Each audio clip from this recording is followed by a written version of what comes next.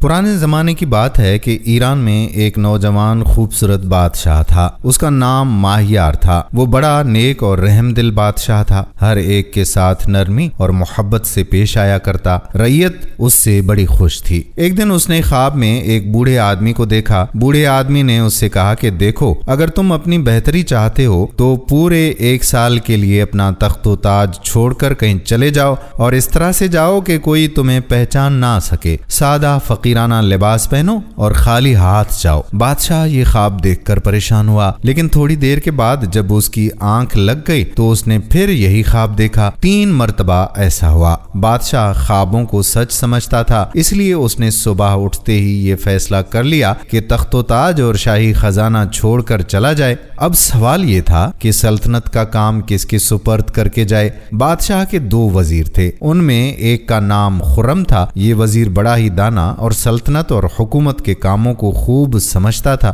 بادشاہ کو ہمیشہ نیک مشورے دیا کرتا تھا۔ اگر کسی وقت بادشاہ کوئی غلط کام کرنا چاہتا تو وہ اسے فوراً روک دیتا تھا۔ دوسرا وزیر بڑا خوشامندی تھا، اس کا کام بادشاہ کی تعریف ہی کرنا تھا۔ بادشاہ دل میں اس وزیر کو زیادہ مخلص اور خیر خواہ سمجھتا تھا۔ بادشاہ نے دل میں فیصلہ کیا کہ اس خوشامندی وزیر کو اپنی جگہ تخت پر بٹھا دے، لیکن رات کو اس بوڑھے بزرگ آدمی نے خواب میں آ کر بادشاہ سے کہا کہ خرم کو اپنا جانشین بنا دو۔ بادشاہ کو چاروں ناچار یہی کرنا پڑا۔ خرم کو بلا کر ساری بات سنا دی اور سلطنت کا سارا کام اس کے سپرد کر کے چلا گیا۔ تھوڑے دن تو اپنے ہی دیس میں پھرتا رہا اور ایک لکڑہارے کے ساتھ مل کر لکڑیاں کاٹتا رہا اور اپنا پیٹ پالتا رہا۔ آخر اس نے سوچا کہ اپنے ملک میں رہنا اچھا نہیں ہے، کسی اور جگہ جانا چاہیے۔ اپنے وطن سے باہر نکل گیا اور 8 مہینے تک دیس بدیس پھرتا رہا۔ آخرکار ایک ایسی ولایت میں پہنچا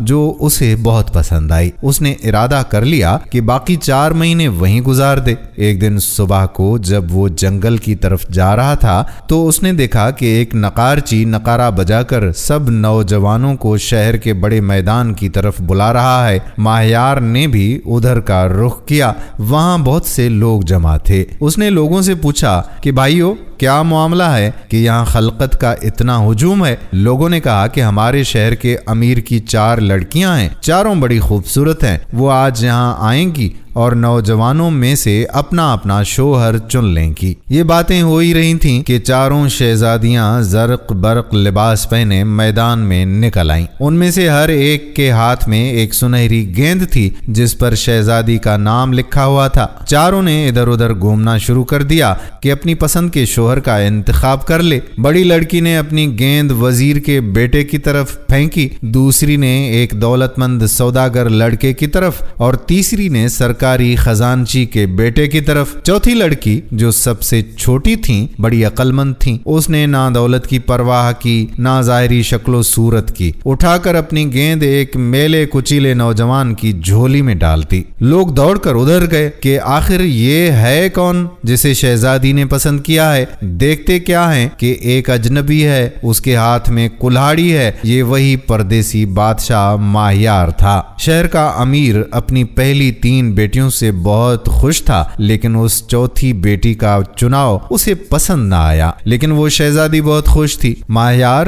جو کچھ کما کر لاتا وہ اسے بھی بڑی نعمت سمجھ کر خوشی خوشی دن گزارتی۔ ایک دن ماہیار جنگل میں ایک درخت کی شاخ کاٹنے لگا تو اسے وہاں پرندوں کا گھونسلہ نظر آیا۔ اس نے سوچا کہ اس شاخ کو کاٹنا ٹھیک نہیں ہوگا۔ وہ آگے جانا ہی چاہتا تھا کہ گھونسلے میں سے ایک سونے کی انگوٹھی دھڑام سے نیچے آ کر گر گئی۔ ماہیار نے اسے اٹھا لیا اور صاف کرنے لگا۔ انگوٹھی چمکتے ہی بولی کہ دیکھو، تم نے پرندوں کے گھونسلے کو بچا لیا، اب جو کام کہو گے کروں گی۔ ماہیار نے یہ بات سن لی، لیکن اس کا ذکر کسی سے نہ کیا۔ ماہیار کے جتنے ہم زلف تھے سب بڑے بڑے جشن مناتے تھے۔ ایک دن ماہیار کو خیال آیا کہ میں بھی کیوں نہ جشن مناؤں۔ اس نے اپنی بیوی کو کسی بہانے باہر بھیجا اور پھر انگوٹھی سے کہا، لو اب میرے لیے عالی شان محل لاؤ اور اس میں طرح طرح کے لذیذ کھانے چن دو۔ یہ کہنا تھا کہ آن کی آن سارا نقشہ ہی بدل گیا۔ ماہیار کی بیوی یہ نقشہ دیکھ کر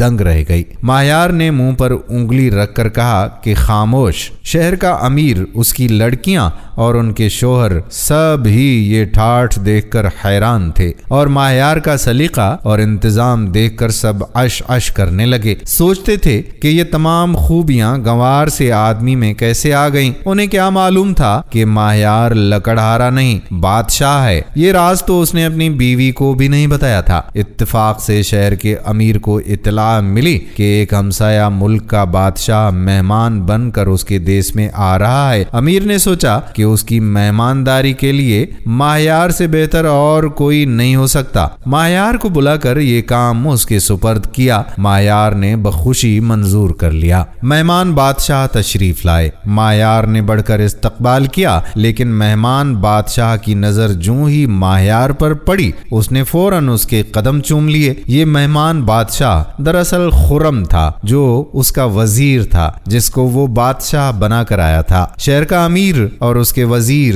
سب کے سب وہاں موجود تھے۔ ماہیار کا راز سب پر کھل گیا تھا۔ شہر کا امیر بھی آگے بڑھ کر آداب بجا لایا۔ ماہیار کی بیوی کی خوشی کی تو انتہا ہی نہ تھی۔ اب سفر کا سال بھی گزر چکا تھا۔ ماہیار بڑے ٹھاٹ سے اپنے وزیر خرم کے ساتھ ساتھ اپنے دیس کو لوٹا اور چلتی دفعہ انگوٹھی اپنے سسر شہر کے امیر کو بطور تحفہ دے گیا۔ اسے اپنے تخت پر بیٹھتے ہوئے چند روز ہی ہوئے تھے کہ ایک قاصد وہی انگوٹھی لے کر حاضر ہوا اور آداب بجا لا کر کہنے لگا کہ حضور، ہمارے شہر کے امیر نے یہ انگوٹھی شکریہ کے ساتھ واپس کر دی ہے، کیونکہ یہ انگوٹھی گمسم رہتی ہے، اس کا کہنا نہیں مانتی۔ آپ ہی کو مبارک ہو۔ دوستوں، ہم امید کرتے ہیں کہ یہ کہانی بھی آپ کو ضرور پسند آئی ہوگی۔ کیا بچپن میں آپ نے یہ کہانی کسی سے، دادا دادی، نانا نانی یا بزرگ سے سنی تھی؟ اگر ہاں تو ضرور بتائیے گا، اور اگر سنی تھی تو آج سن کر آپ کو کیسا لگا یہ بھی بتائیے گا، اور ویڈیو کو شیئر ضرور کر دیجئے۔ اگر آپ نے ہمارے چینل کو سبسکرائب نہیں کیا تو یہ بھی گزارش ہے آپ سے کہ آپ ہمارے چینل کو سبسکرائب کر لیں اور بیل کے بٹن کو بھی پریس کر لیں، تاکہ یہاں پر جب بھی ایسی ہی دلچسپ ویڈیوز اپلوڈ ہوتی ہیں تو ان کا نوٹیفیکیشن آپ کو مل جایا کرے۔ اب آنے والی ویڈیو تک اپنا بہت زیادہ خیال رکھیے گا، اور اپنے میزبان قادر بخش کلہوڑو کو بھی دعاؤں میں ضرور یاد رکھیے گا۔ ملتے ہیں اگلی ویڈیو میں، تب تک کے لیے اللہ